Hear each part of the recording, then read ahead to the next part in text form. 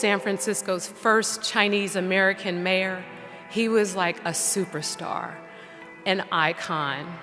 Ed Lee was a real person. He was a person that communicated integrity, a love of life. I never saw him down. Every time you saw him, he was happy. He was expressing a very upbeat attitude. And in the world that we see today of politics, upbeat attitude is hard to come by, particularly when it's genuine, when it was real. And that's how I saw Mayor Lee. Terrible loss, terribly unexpected. Life has its surprises, and not all of them are always pleasant. But Ed Lee will be remembered. He gave politics a good name. He gave San Francisco a good name because he was a very good man. All I can say is that family and friends and the knowledge of his love for the three of you will never be diminished. Just think of this: head of the Human Rights Commission, purchaser of the city, head of the Department of Public Works, chief administrative officer, and mayor of the city and county of San Francisco. Yes, Ed Lee was an outstanding man.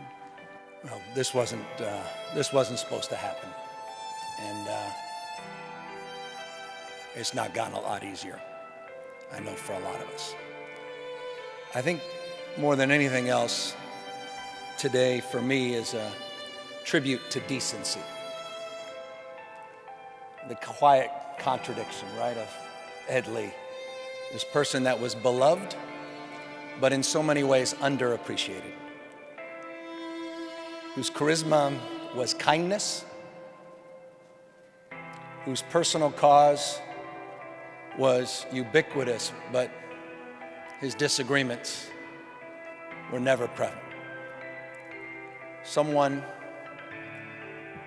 who served an extraordinary life in public service, but never sought the public spotlight. Someone that was uncool in some ways,